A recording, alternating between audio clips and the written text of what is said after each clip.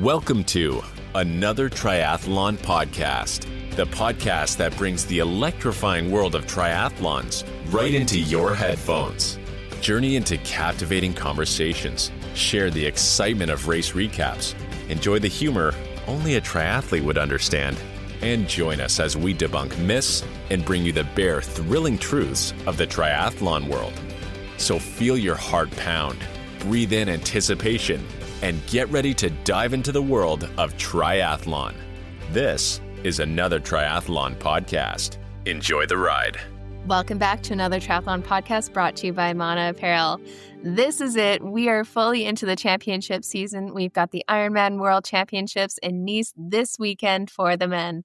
And wow, is there a killer field. I don't know if we've seen a field this competitive in quite a while, and all of the big stars are out there. So we are going to break it down and make some predictions what we think is going to happen and who to watch for in the pro field. But first, let's catch up with the crew and see what they've been up to. Let's start off with you, Fede. What's going on?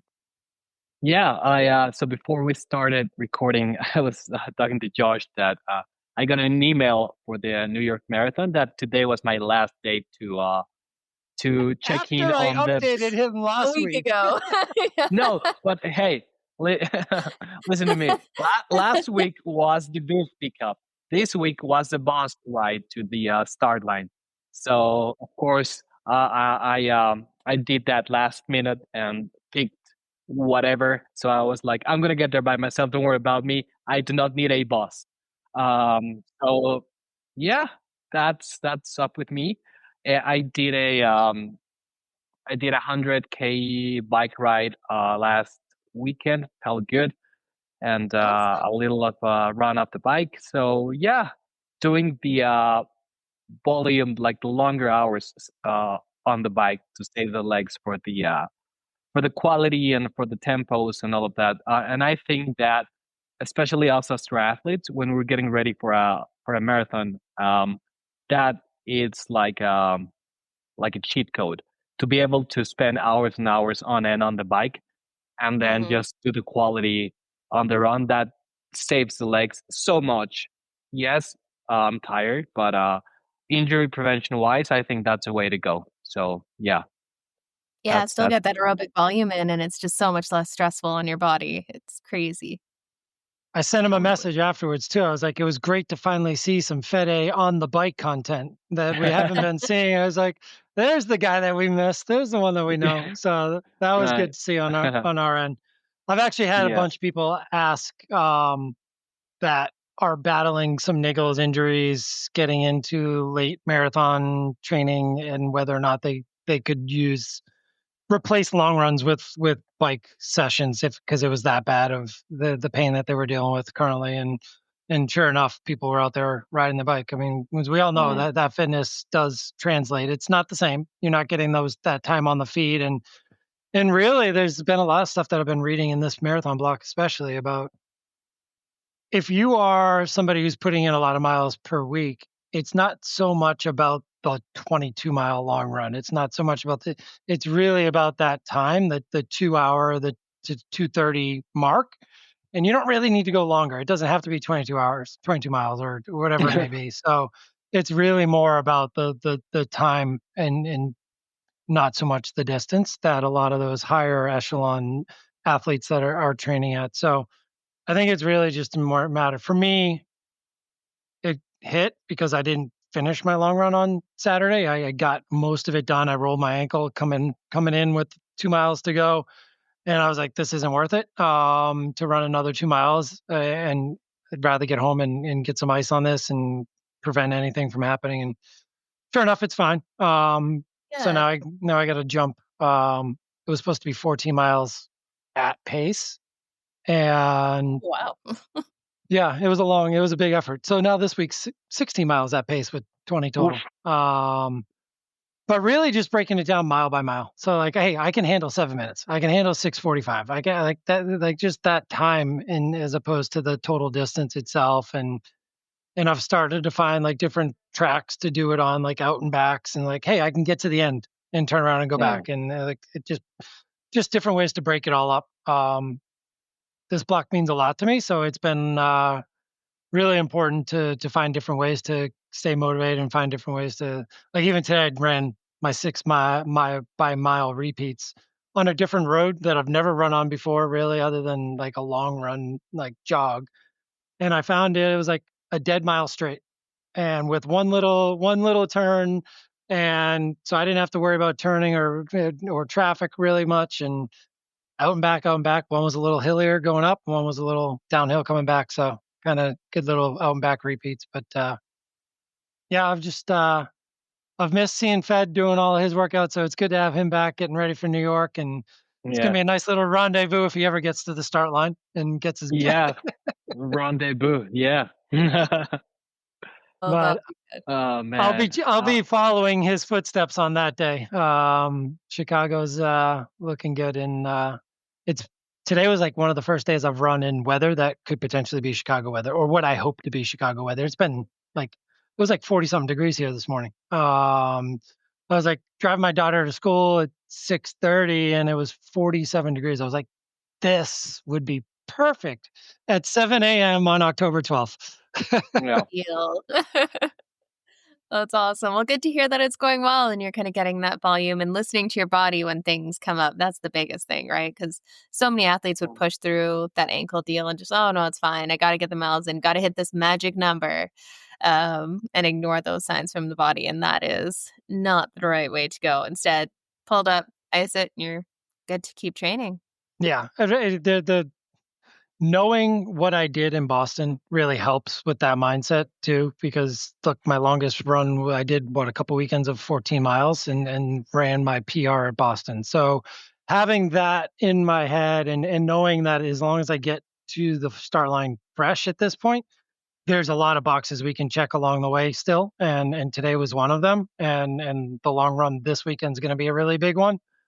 But even if I don't hit it perfectly, I still know I'm in way better shape. Like Yeah. those Facebook memories and Strava memories are hilarious right now. Like what I was doing before Chicago last year on these dates, and I was like, and two years ago, I was getting ready to run my first ever marathon tomorrow, um, and that ended up being a 4:35 marathon. So I think I'm doing all right. Yeah. Definitely. Yeah, that's interesting you bring up that 2-hour mark is kind of where the pros and fast runners will kind of call it in there. For age groupers, it's around that 3 hours. 3 hours is kind of that tipping point where if you run more than that, the risk and the level of fatigue often aren't worth it, right? So even if you're going to be doing on the course for 4.5 hours kind of thing, it's better to use the volume through the week to get that time on your feet to have that cumulative fatigue. So once you hit kind of over 3 hours, that's when great, you hit a 4-hour long run, but then you're trashed for the next 3-4 days and not putting in anything. So finding that balancing point where you can get those big solid sessions in and get that time on your feet, but still be able to train the rest of the week is definitely key.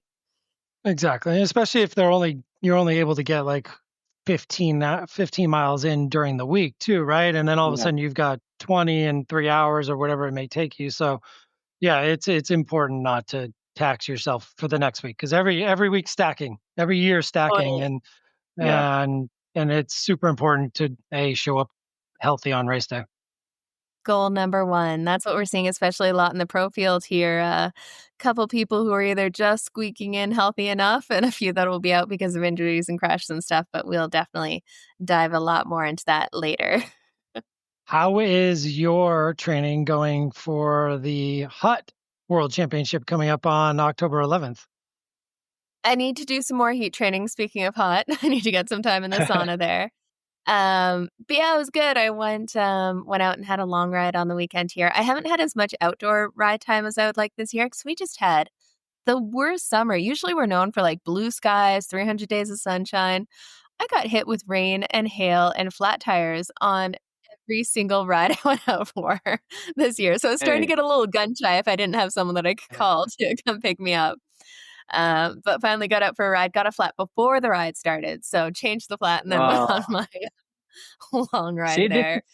that's why I never And leave the trainer. It's all about there we go, right? efficiency. So much easier. But needed to get out there, spend the time in TT position and stuff. And this weekend was kind of one of those good reminders. It's been pretty full gas the last little while with some work stuff. And I had a kind of longish run on Saturday, and it was a bit of speed in there, and I've been doing mostly kind of aerobic stuff. My hips were tightening up. I wasn't able to hit the last few paces, and just like my legs were actually sore and achy, which I don't feel like super often. So usually the fitness at a level where you're fine, right? But I hadn't done that speed work, so I was just suffering after that run. I was like hobbling around. And I'm like, oh, that's not great. But went and did the long run the next day, and it was kind of a wide range of like 4 to 6 hours, just anywhere in there. And the first 2 hours, I was suffering. Like I was in TT position. My hips were sore and tight. And I'm just like, I don't know if I'm going to make it 4 hours. Never mind. Yeah. 6 in there. But the cool thing was things loosened up as I went through the ride. The first 2 hours felt terrible. But then from like hour 3 to 5, I felt amazing. Everything started clicking, loosening up, moving better. And hour 6 was fine. So it was one of those good reminders where you don't necessarily have to feel amazing at the start of a workout or a race or anything else. Sometimes your body just needs that time to loosen up, kind of get clicking again, and it can turn out to be something pretty great. So like I negative split my power on the ride and felt way better in the last hour than the first hour. So sometimes it's good to have those reminders.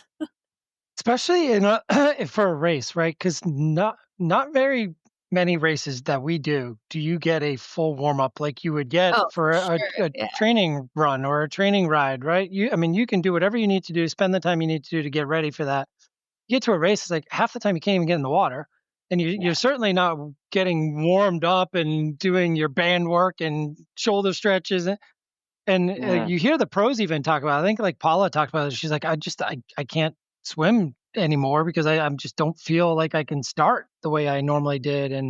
And it certainly impacts you. So I've found in some of especially the marathon, like, cause it's like, go, like you're running at the same damn pace for 26 miles and Yeah. it's got to start in mile 1 or pretty close to it. You're gonna feel not perfect usually for those first few miles. And Oh yeah. even on my normal training runs, it takes a mile or two to start to get into a groove and flow. So yeah, that's a really good reminder for everyone out there to like, Mhm.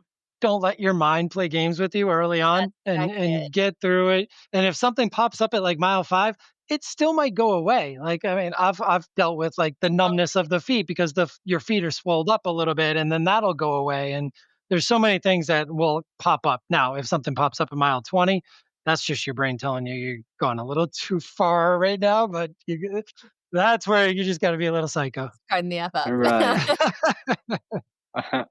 Oh, totally. So yeah, no, that was really encouraging. But today I got to do something fun. I had an acting job where I shoot commercials here and there just for fun, and about 50% of the time I'm hired because I can ride a bicycle or run really far. So it was so much fun. We traveled up to this beautiful Yeah. place, and the fun part with these active commercials, they always want you to go uphill because that's the shot that looks so much better than everything Of else. course. So Of course. it was literally like 50 meters up a hill, back down, up a hill, back down. And they had shot the day before with an actor who has a bicycle. And they kept asking me like, do you need a break? Are you okay? Like, and the producer at the first was like, well, we need you to like just try to get some speed going up this thing. Like, we really want to make it look like you're working hard, kind of thing. So I do the first run, last of it. And he's like, 500 watts. can you slow it down a little bit? Yeah, it's good. So that was kind of fun. Apparently, we shot good. everything a lot faster because they could just go up the hill, reset, go up the hill, reset. They're like, are you good? I'm like, yeah. So, As long as I can keep track of this, hold on, let me hit the lap button. totally. Yeah. It's so funny. If you see my Strava, the first bit was like 50 meters that I did over the first 4 miles was 50 meters up, back down, And up, forth. back down, up, back down. And then I got to go around the lake a couple times. So that switched it up a little bit. It's a tough job when I have to go play on my bicycle all day, and Yeah. a little bit Yeah. of dodging the cameraman. Somebody's got to do it. No, so that was a Somebody's blast. gotta do it. Nice to kind of mix it up and a bit of a recovery day-ish. Yeah. But let's jump into it. There weren't any big races this weekend. We had a couple pro races, but nothing on the pro series. or T100 or anything else, because everyone is getting ready for the Ironman World Championships in Nice. Before I dive into that, though, because I have a feeling we're going to go for a while on it, I want to bring up our What the F in social media post of the week. And Josh, you can use the one I was talking about earlier, because I just remembered another What the F for Well, this week. I have the social media post of because I was going to talk about what happened at Wisconsin and the female roll down and how the whole age group, good the call. age, Yeah.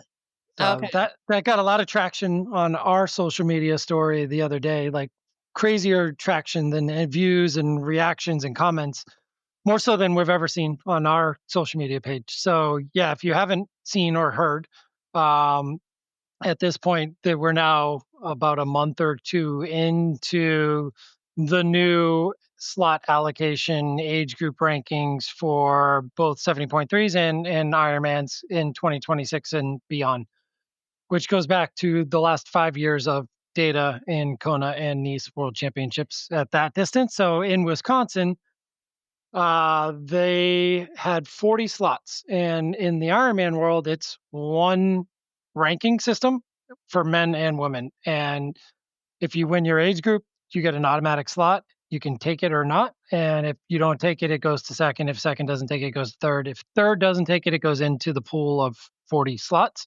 Well, yeah. Every age group in Wisconsin, every age group winner or second place took their slot. So they were all taken. And then I think one went to third on the women's side, but not a single one went into the pool. So I think that left maybe 24 slots. I think it was like 16 age groups or something like that total. And after that was all said and done, it slid down to number 32 on the slot allocation. So now remember, I was ranked 71st at Oregon and got a spot, and it went to like 122 because I was just all men in the 70.3 world. On the female side, I went to like 60 something. In Wisconsin, it only dropped down to the 32 ranked age adjusted time, and that ended up being about a 919, 920, something in that range is what you would have needed in your age adjusted world. One of the last two slots, the kid was in the zero adjustment group. He did a 918, 34 or something like that. That was his actual time. And he got one of the last three slots. And that's where I got a lot of my data from a guy, Brett Musco. He had just done Challenge Raw, so he was kind of like not really expecting much from Wisconsin, but he got his Kona slot. With that said, I started looking at the data and pulled up all of the top 100. Let's start there. And noticed there were only 16 females in that top 100. The number one ranked person was a male, 60 to 64. His 10 and a half hour Ironman adjusted down to like 8 something. So he was the number one ranked overall. Again, you start looking, it's a lot of the males, 50 plus, that are up at the top of the charts. And it was a lot of the fast guys. Like there were so many super fast male age groupers at this race. Not so much on the female side because a lot of them have already qualified for Kona and they're not going to do an Ironman. What are we, 5 weeks out? 5 weeks, yeah. Right. So there probably wasn't as many females there. And the males who were doing an Ironman are in Nice or they're qualifying for next year. So it was a pretty stacked field for the men. That all said, there were only 16 females in the top 100. There was about 22% of female finishers. So we're down in that top 100. One of the females was finished second in her age group and third overall and did not get a slot to Kona. That is brutal.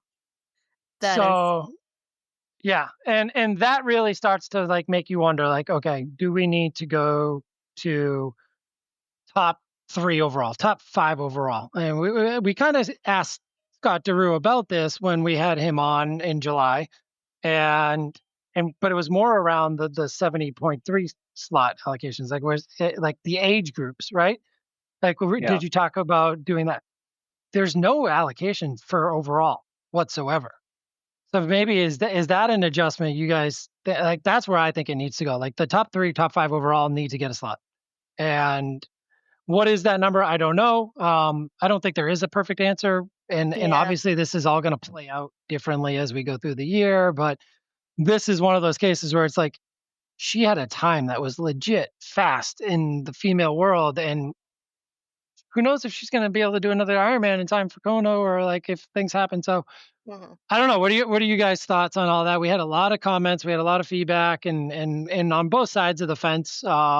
But my take is maybe the adjustment's as simple as top overall, whatever that number may be, get a slot. And then we go to the age group and then we go to the slot downs. Yeah. I mean, I say top 5 overall because I've been second, fourth overall. So, no. But yeah, this formula still needs some tweaking, right? And even like, yeah, we have Kona coming up, but we also have Nice coming up. So we're not having the top of either the men or the women's racers kind of out there. But this, looking at the age groups and stuff, I think you just still, the data is not quite right when you're when you're using Kona as an example, right? So there are going to be some differences on a course that's more challenging. Where I see this really becoming a problem is on flat courses where we all know there are draft packs out there, right? And more so on the men's side, just because there are more men coming out of the water at the same time because they're a bigger portion of the field, right?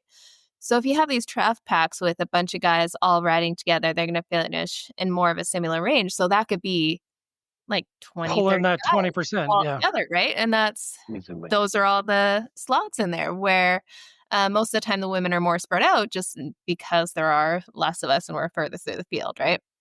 So I think there needs to be some tweaking here, because if you think about this conversation about women taking their pro cards versus men taking their pro cards, right? If you can't qualify for Kona and you're coming top 2, like could be second, you could be second overall and not get that Kona spot. If you're not qualifying for Kona as an age grouper, there's no way that you're taking your pro card because you think, well, I can't even qualify for Kona, where you have these, 30 other guys who qualified for Kona, like, hey, I'm good enough to qualify for Kona. Maybe I'll think about taking that pro card. Right? Does that make sense? Kind of that headspace, totally. Like that you're that good and that close to the top, you're never going to consider taking a pro card, even though you are in that top, 1%, 2% kind of thing. Because there was one girl in your age group who just happened to be the fastest one that day. Exactly. Yeah. And you weren't an hour behind her. No, it's like minutes. So I don't know. I like the concept of this performance pool. I think that's pretty cool, but I think they need to do a lot more tweaking on this algorithm, because you can't look at something like Kona where the top, like, people in the younger age groups are going to be tightly packed, and then you go into the 50s and 60s, they're going to be a lot more spread out, and that is skewing these results significantly, because the top 20% of the 60-year-olds might be a 2-hour spread, where the top 20% of the 30-year-olds could be a 20-30 minute spread. So it's skewing towards those older age groups at the moment. How they fix that. I agree. I mean, this new system, I'm all up for it, and we discussed it, and I think we all agree. But when it comes to numbers and statistics, unfortunately, the outliers get left out, which is what just happened. You did an amazing race, but then again, the math, it's not mathing to help you. And I think there needs to be some sort of adjustment to this sort of performances where top athletes get a slot, because it's not on this specific case, I don't think it's fair to the athlete. I think something like a top 3 overall makes sense to have, like, absolutely. the qualifier spots, right? Like top overall, male or female, you're obviously of a caliber that's good enough to go to Kona, right? We're talking the Ironman distance too, right? It doesn't have to change in the 70.3 world. I don't think. Right. I don't think we've right, like, because that is 2 separate days. We got full racks for both male and for females. But when you're fighting over how many racks and bikes that can get into Kona and in transition, it does matter. And I think this is a huge week for the pro world. And I feel like this is going to get kind of like shoveled under the rug here a little bit, but I want to keep it out there for people, because I think it is a conversation that needs to continue to happen, and we're going to see it play out. But I think this conversation and pointing back to Wisconsin this past weekend is something that we can look at. Hey, look, it's also a reminder to go out and finish strong. And I believe she actually did. She actually passed somebody on the carpet to get to that third place too. But the girl she passed probably won her age group, was an older lady. And so, but I know there was a guy who missed his Kona slot by 1 second. So, I mean, think about, right? And he's missed 70.3 worlds by 1 second before. Like, so this whole 1 second thing is a big thing in his world. But this is the new way of racing too. And I saw somebody else post, like, somebody kind of like shoving their way down the carpet to get in front of them on the finish line. Like, this is what's, that was at Santa Cruz. Somebody kind of like shoved their way around Chris from CJ Media. And I was like, look, dude, that's going to be the case. Like, they don't know who you are and what age group you're in, and we all got to beat the person in front of us, right? So every second matters now in this new world, and literally one dude missed by Kona by 1 second. So, and that was at Wisconsin as well. So there was a lot of different things in play, but top 3 overall, and you're not in Kona. That's tough. Ugh. Yeah, no, that's brutal. But unfortunately, we say all this, but it's nothing new either. It's something that's happened many times before in the women's field, because oftentimes they'd only have one slot per age group until you got into kind of late 30s and early 40s. So if you're younger than 35 and racing and came in the top overall in the previous system, there's a good chance you didn't get a Kona spot either. So it's tough. I think that's kind of the big thing. If you want more women to be pros and kind of take that field, then they need to have more opportunities. Because if you can't even qualify for Kona as an age grouper, you're not thinking I'm going to become a pro athlete by any means. Absolutely not. Yeah. Right. Anyways, well, we will definitely keep looking at this, and I think it'll be good to get a whole view of an entire year, what that field in Kona looks like after we have a year of this new system, to see what those percentages even out as. I will say, if you are looking to get a Kona spot as a female athlete, look towards those hillier, harder courses, because that'll spread out the fields more so. So that may make it a little bit more of a chance. Or something like Cozumel, where there's 100 slots, races like that too. So I think like you said, Jenna, it's going to play out. I think we have to wait until the crowd that's in Kona this year gets back and starts doing their next season's Kona qualification races, and that's going to really be telling, right? Like, because none of the ones that are actually competing for top 3 overall, top 5 overall, or their age groups are really racing right now. They're ready for Hawaii. I know my coach left for Arizona for heat prep today. And she's potentially a top 5, top 10 overall. Definitely in her age group for sure. So let's let them race in October, and then let's see what starts to happen in January, February, March, whatever they start racing again. Yeah. Well, let's go on to what the F then. I'll bring up my original one, because this guy, I was kind of laughing. Sorry.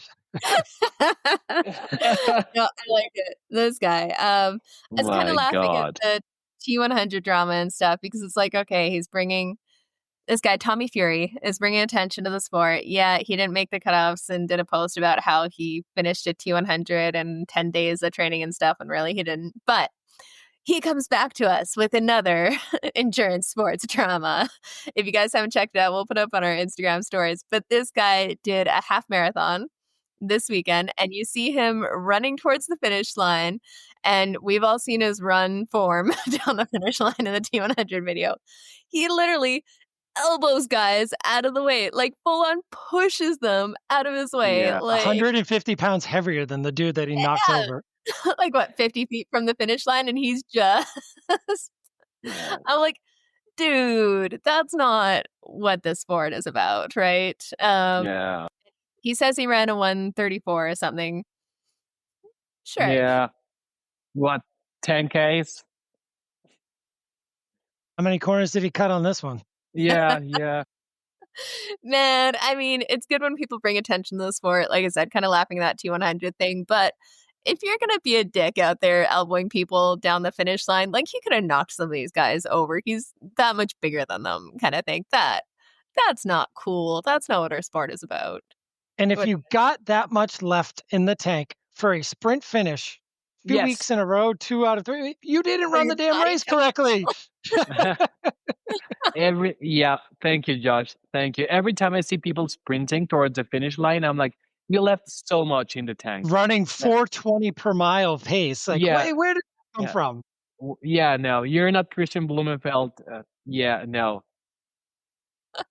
Oh man, all you can do is kind of shake your head and laugh at it. This guy's been it seems like he's quite the character, but it's a case of don't be that guy. There's no reason to be body checking people down the finish line.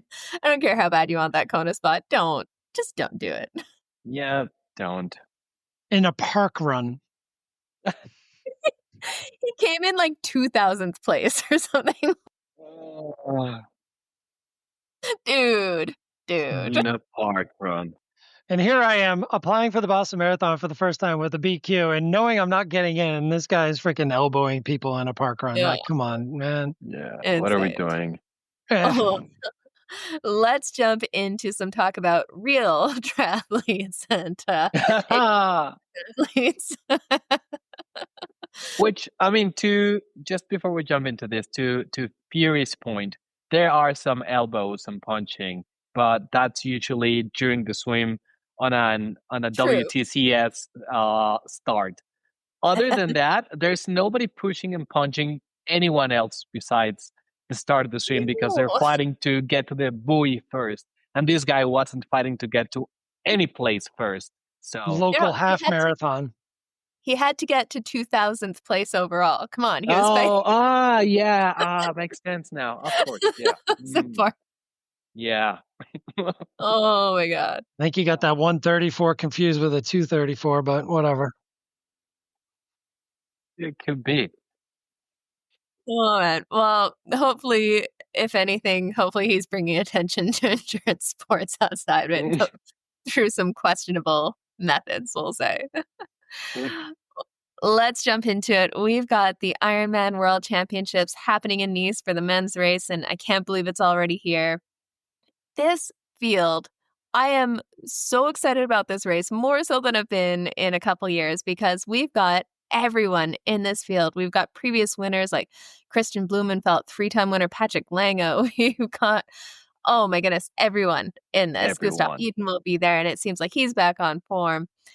But the thing that kind of excites me about this race is we have some people who are very strong in different disciplines that are going to shake it up completely. This is one of the most, I think, swim-heavy groups we've had, where that's my 2 athletes moving across.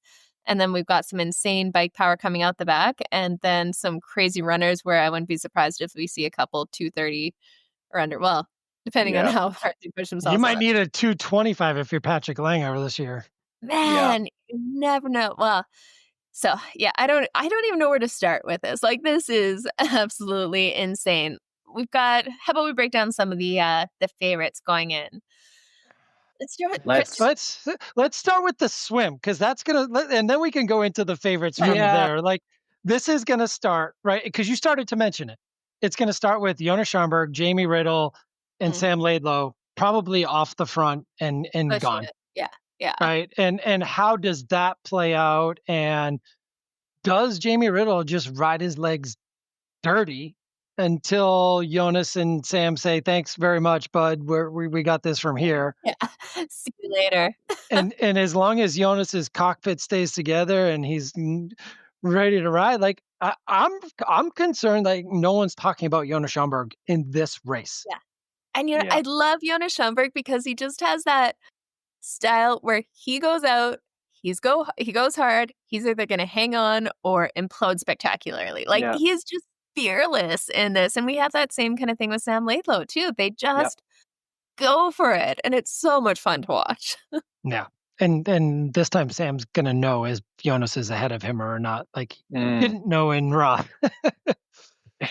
No. Every time I see Jonas race, for some reason, my head goes to Rocky, where Ivan where the guy Drago. goes, Totally. where the guy goes, if he dies, he dies, and I think that's the way he races. Hey, if That's I blow up, exactly I'll it. blow up. Doesn't matter.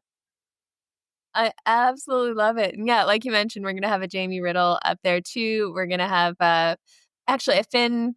I don't know how to say his name. Finn Grove Priest. And yeah. Yeah, he's been super solid this year, and he's going to be up at that front. And then so we also have Martin Van Riel. So if you guys hadn't heard, he had an ankle injury last little while. He didn't know if he was actually going to race, and he's kind of coming back to it now.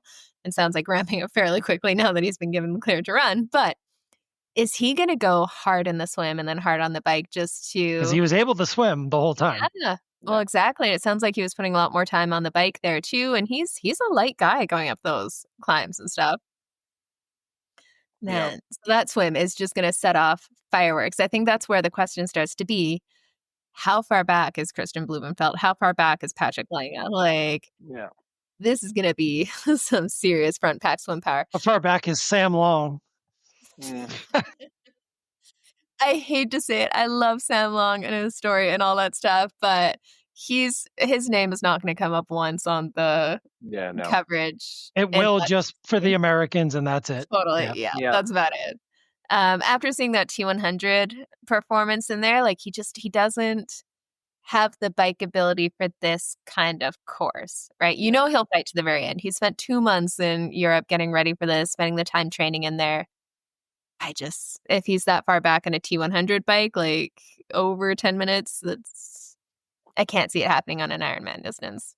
The one difference with this course is, as opposed to the T100, the pack dimensions do not play in as much in Nice as they do in a T100 race, really, even in the shorter distance. I still think there's so many at 20 meters, there's still a bigger difference than climbing. And even before the big climb in Nice, you still got a long way to go uphill before you even get to that climb too. So there's a lot of work uphill wise. It's just not as steep as the actual climb to the plateau, but there's a lot of work to get there. So, I mean, I don't think Sam's going to factor in the top 10. No. I think it would be just shocking if he gets into the top 10 because he runs like his marathon's going to be phenomenal, would be the guess. Like he's not going to give up. We're going to see him on the promenade at some point. So that's where he's going to show up on TV. I do think he has a shot on the bike in this race because he has been preparing for it. If he can get to the top with a chance to descend and see somebody in front of him to watch descend too. Like, think about who he could be with. Like a Cam Wurf could legitimately be with him. A Patrick Lange, probably not. Patrick will be up a little bit. But Cam Wurf could be with him. Joe Skipper could be with him. See, I think Cam's going to come out of the water well ahead of. I hope so. I hope so. Because I think Cam could win this damn thing. Yeah. That is a bold prediction. Did you see the dude just did like a 280K ride the other day? That's it's like, prediction. Yeah. He did an insane ride over the weekend, a week out from the coming Ironman off of 31K the day before. I just why? Easy. Why? Well, we're about to find out if peaking is 6 days out instead of 2 weeks out now. Yeah, because there are no big bike races left. I mean, the Vuelta is on its last week, so he shouldn't be getting ready for any major cycling race unless it's a World Championships as a domestique. But other than that, I just don't see why you would go ahead and put yourself through that sort of workout. He knows his Worlds. swim isn't going to get him close enough, and he's going to have to friggin' bike the heck out of it. I mean, look, Gustav did a huge brick like 7 days out. So he's not the only one doing this. And it seems like there are a lot of people that are taking this taper starting now, like starting on Monday, I don't know, there were some big workouts this last 10 days coming in. Yeah, and it's a little different with the pros because they're putting so much volume going in that a taper means something significantly different than an age group. So they have to work. Baseline is, their baseline is so high. Or he's doing a reverse taper where Yeah, true. where he No, goes absolutely fair. where he goes out and runs 35Ks the night before the race, and then is ready to go. A little extreme on the reverse All right, taper. reverse maybe 35K last night, but And interesting with that brick with Gustav Iden and stuff, it looks like Christian Blumenfeld pulled the plug early on that. So usually we'd see Christian do kind of that big, massive brick the week before. We've seen it in the past, but looks like he cut his short. So is that an indicator of he's trying something different?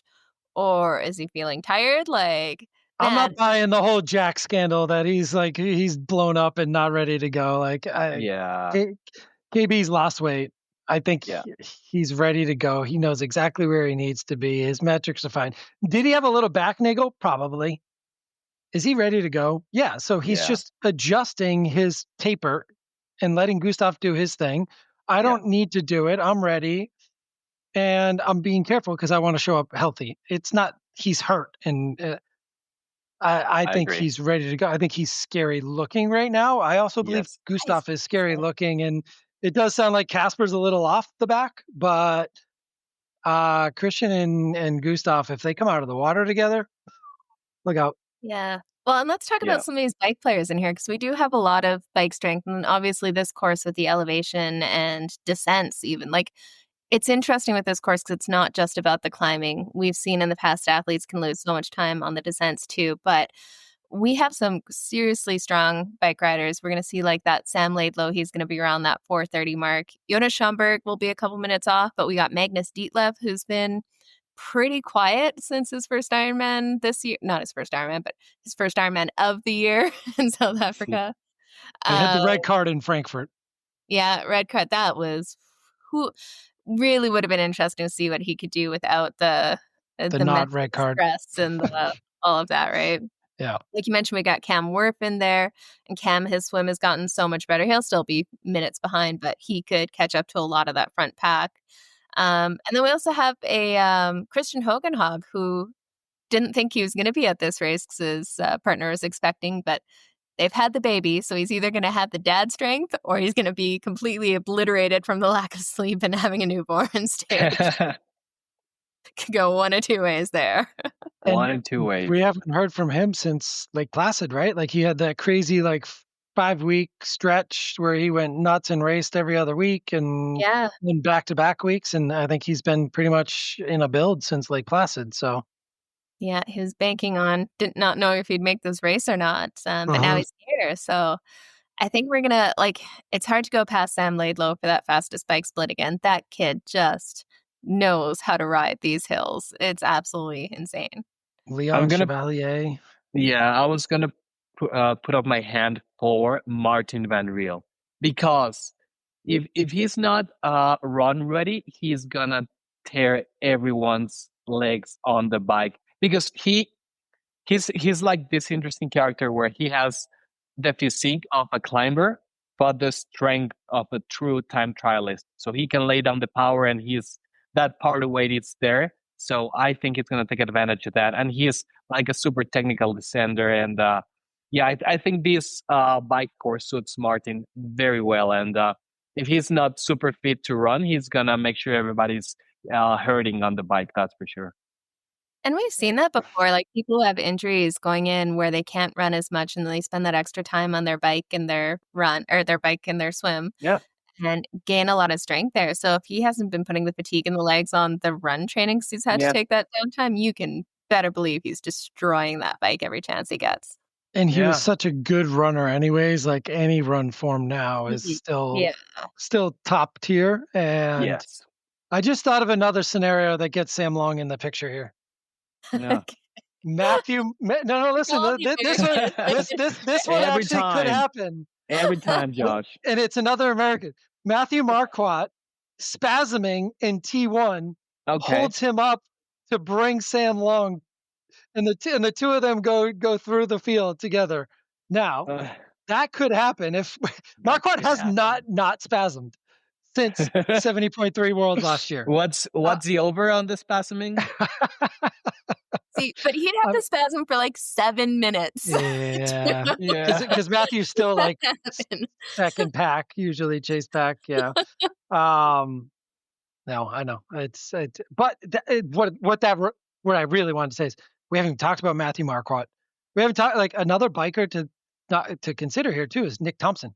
He was right there with Cam Wurf. So solid in Texas. Right? So Nick's had some solid outings. He was right there with Matthew Marquardt in Australia, in Cairns.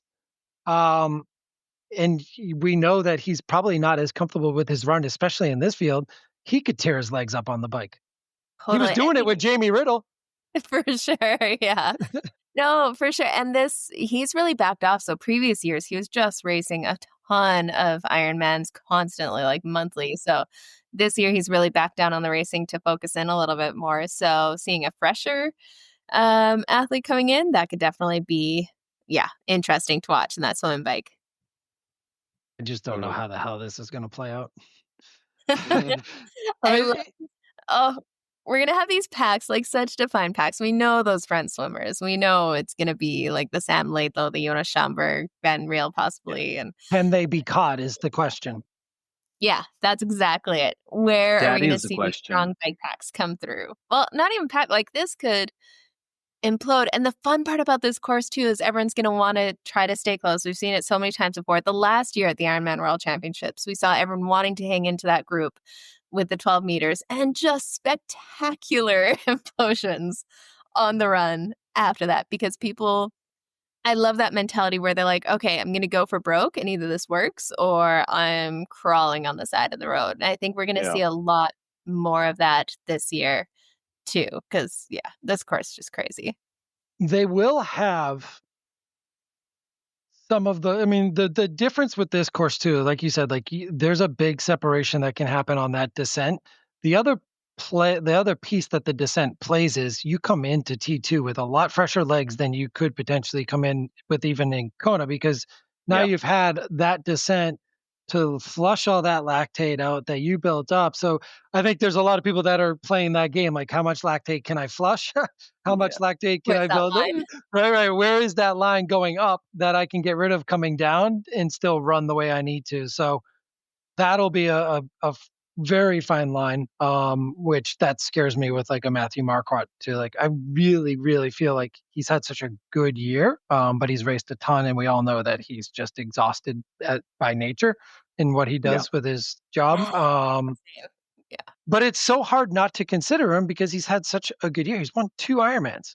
And I mean, he beat Trevor Foley on the run at Lake Placid.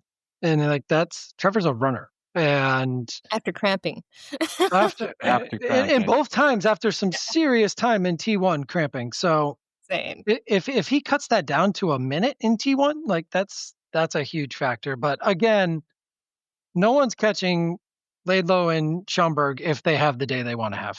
I think that's what it comes down to. Like I think they can both get off far enough. Maybe Magnus. But Patrick Lange, I don't think we're giving enough. He can't bike, though. He can't bike with them. That's the thing. But if you think back, in 2023, he was in second place at this race, right? Sam Laidlow was the only one who beat him on this course in this race. And he ran a 2:32. The next fastest time on the run, let's see, was a 2:36. So 4 minutes behind was Matt Hansen, who came 21st. So, and that year we saw Sam Laidlow run 2:41.46, almost 9 minutes slower, right? So now Patrick Lange knows that course and he knows kind of what he has to do there and that he doesn't necessarily need a 2:30, like sub 2:30 marathon to take this thing. He just needs a little bit more time on the bike. I think this guy is just so often so overlooked for someone who's won the Ironman World Championships 3 times overall. I think now he's been so close and had a pretty mediocre year, to be fair. But injured. So there is the injury factor with Patrick this year, and I haven't heard a lot of people talk about it either. Like he didn't have the race in Texas that he wanted to have. He's been injured since, hasn't raced since, and that could be a blessing. It might not, but he hasn't raced for a reason, and that's because he was injured. And you've got others that have raced and are way fitter than they were 2 years ago on this course. Yeah. And Magnus, we know, Magnus didn't do Roth this year for one specific reason, and that is to catch Laidlow on the bike and be able to run with him. I just don't think Patrick can catch Jonas, Magnus, and Sam this year. Curious to see if that injury, if he could still get that bike time in there, is it the same thing as what we're kind of looking at with Martin Van Riel kind of deal? And Or Martin, maybe he's able to put more time to get in there. He can catch Martin because of the run factor, maybe. Okay, so let's talk about Magnus Ditlev. We know he's a super uber biker, and he's been quiet this year. Like, we really haven't seen a lot from him. Like you said, he's targeting this race, and we know how good he is on a bike. Outside of that run with the whole disqualification and everything going on, I don't think we can take that as a real data point, because thinking you're disqualified, that's got to be near impossible to push to your max. Thinking it might all be for nothing later on. But are we going to see him catch up to Sam Laidlow on this course? What do we think? I think so. So the last time we saw him bike was St. George too, right? Like, and he had the flat, and even then Lionel was catching him. So, man, but Magnus still had a good Frankfurt and had a good bike. I think. What do you have, a 359 in Frankfurt? Like, he didn't have good bike legs and threw down a 359. Something like that. Yeah, and we saw last time we were here, it looks like he biked about 4 minutes slower than Sam Laidlow, but I think, again, he's definitely changed that to another level over the last little while. We saw him a lot closer come Kona the following year, so. Yeah, I listened to his Bob Babbitt. I didn't realize how late in the game that he became a cyclist. Like, cycling was like the least of his capabilities when he joined triathlon. And I didn't realize that because he's such an Uber biker, right? And so that was an interesting fact that I got out of that. I pretty much listened to all of the Bobs at this point. Really get on those. Yeah, so you got plenty of time still.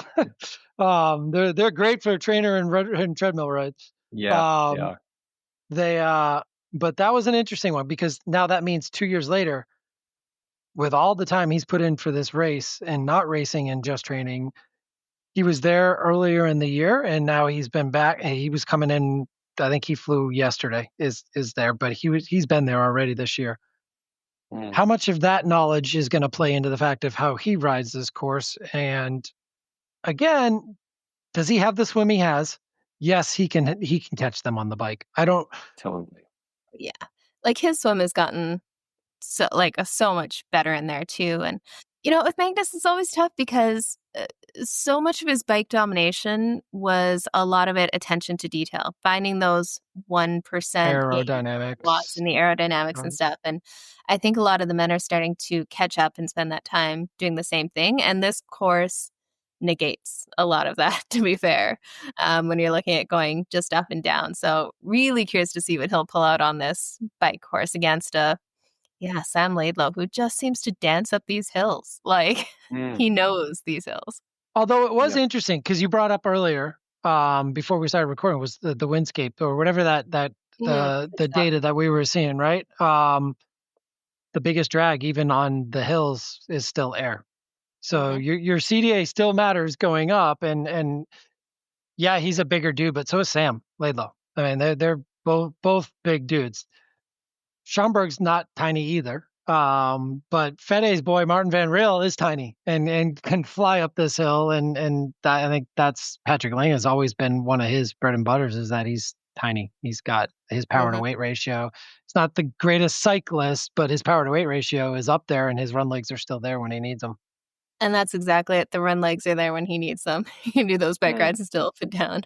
Killer split. True. So I think, man, if Patrick Lange can stay within 6-7 minutes of the front of the race, he's still a threat. Like, he really is when it comes to a race like this. So Gustav Iden. So he, just looking online and stuff, he's been on an upward trajectory this year. He just seems happy and loving it. And that is almost the most dangerous Gustav. Which I was going to mention, a silent Magnus is probably the most dangerous Magnus we're gonna see. As a happy Gustav. So Yeah, totally. it He's just pulling out the goes lucky to hat. show the two parts of the spectrum And his where countdown, he missed one day. yeah. So yeah, Gustav is happy. He seems like he's in a good mental space, and I think it'll only be good for the sport if he comes full circle in Nice when he won his first World Championship back in 2019. Yeah. There, 70.3 worlds, and then Yep. wins over here and marks a comeback. Not that he was ever gone, but to that elite top level of competition, I think it'll be good for Gustav, and I think a lot of people would be happy, myself included, if he pulls it off. And yeah, like Josh was mentioning before, he looks scary fit. And every time I see pictures of athletes getting ready for world championships, there's a quote by Sevi Kinley. I know you guys know it, but there's a fine line between being fit and being effed. So who knows? We're gonna see what happens, but they're threading the needle right there with when it comes to being ready or a bust. It really seems like we've seen that a lot more this year. Like, I don't know if maybe I wasn't paying attention before, but just everyone looks super lean for these climbs, and hearing about the Yeah. stripped down bikes with less paint on them, just to make sure it's as light as possible in there for a course like this. It's going to be telling who's fit or effed come race day. 'Cause there's definitely, so some people have pushed it a little bit. All right, let's throw some couple more names wild card wise out there. But names, and I don't even, you can't, Rudy Von Berg's not a wild card, but we haven't talked about yet again. We say it every time we talk about him after he gets on a podium. I'm not allowing it to happen again because Rudy Von Berg's been on the podium the last two World Championships, including in Nice. So he's right there, top 4, top 5, top 3. He's there. He loves this territory. He grew up riding these hills. He knows it really well. That's Totally. one. The other name that we haven't talked about, again, because of the injury and recent history factors, Daniel Bekkegaard, who's always there in an Ironman World Championship as well. So Daniel Bekkegaard, Leon Chevalier, and Rudy Von Berg, those three names right there could be a factor come the Chaminade. Absolutely. It really could be. Yeah, it is. It is crazy how we never give him a call there.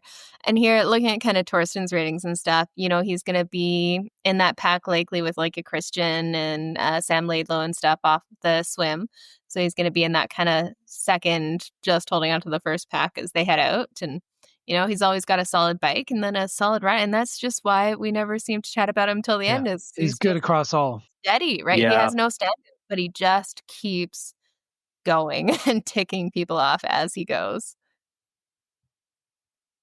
And it's such a great playbook for being a factor in these races because of everything we just talked about, because the other guys are going to go for broke and go and blow up, and you're going to reel people in.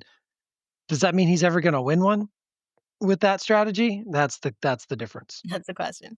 Yeah, and then we got someone like Antonio Benito Lopez. He's been super solid and stuff too, and he's up there with a shot. Where did that Spanish pronunciation came from, Jenna? That was perfect. My God. Saw that acting she did today. Yeah, I was like, wait a minute, who's that person? I know, kind of random. Me and Milani from the team are trying to keep each other in line for a Duolingo, like learning Spanish. There you to go ride bikes more in Spain. She's got another streak going. Oh man, yeah, we're on day 3. Perfect. So obviously I'm a Spanish pro at this point. Yeah, but like the Fury guy, on 10 days, fluent Spanish. There we go. Exactly. I will totally claim it as I translate everything through ChatGPT. But okay. Okay, sorry, off track. Yeah, again, so he'll be in kind of that second pack around that 47 minutes and stuff, and then he has a solid bike. He's not going to be far off someone like Christian Blumenfeld, Patrick Lange kind of time frame on the bike. And then who knows what he can do on that run, holding on. Like, he's definitely someone that we've been seeing beat pretty consistent here the last little while. Yeah. And he's also Yeah. been building for this as well too. So I also think like does a young gun become a factor here, or does experience win too? Because you mentioned it early on. Finn is like that was ridiculous with that time he threw down, and it's like now it was somewhat recent, so he's got a lot of tax on those That's a legs with that. quick turnaround. Yeah. Yeah. But it's a hard time to overlook, and I mean, and he's going to be up there on the swim. And all of a sudden, your mind's like, "Oh wait, I feel good today. Gonna go there. I recognize Yeah. these guys in front of me." No, absolutely. And that's just it. You know what we say, the young guns, but that's basically Sam Laidlow. He's the young gun who just goes Still for it in his anyways. early 20s. Man. So, okay. Well, why don't we go through some picks here? Let's say like top 3, who do we think is going to take it on the day there? Man, this is a tough one to choose. I was so going to say, you can we get a top 10? right? Just 10 names and Just in 10 any names. possible order. I think if you go like 80% with God. your top 10, you've done well. Yeah. Like Man, like 100%. if you get 8 out of the top 10, like that's a good weekend. Thank God I don't gamble triathlon, Ironman. No, this is too extreme. And there have been past years where we've had, you have a pretty good inkling. We're always going to get some shakeups in the overall top 5 or podium and stuff. But usually you have some idea. This year, I'm just like, I don't know. The dynamics of this race could be absolutely insane. Like I don't even know. Man. Okay, Josh, who do you got in your podium? You're making me go first. We're gonna shake it up and let you guys have fun. I like Fede. I think I would love to see Gustav win. And I think he can. Yeah. But I think they are gonna blow up. Because they're gonna push too hard. Jonas Schomburg knows he's going to blow up and has done everything possible to not. And I think Jonas Schomburg for the top step, the shocker of the world. That would be, what's he done, like 2 Ironmans? Okay. And the craziest bike legs of known to man. And he was gonna have another like bike record if his bike didn't fall apart. Jonas Schomburg. I'm not going with an American. All right. Jonas Schomburg, Gustav Iden, who's not going to blow up, and then Rudy Von Berg in third again. I like it. Yeah, making the big calls here. Okay, how about you, Fede? Who do you got? I'm gonna go a bit more conservative on my picks. I think honestly, I think Gustav can win the whole thing, and it'll be amazing, like I said, for the sport and for him. I think he's hungry. He found that fire in his belly again, and yeah, I think Gustav is gonna take the top step there.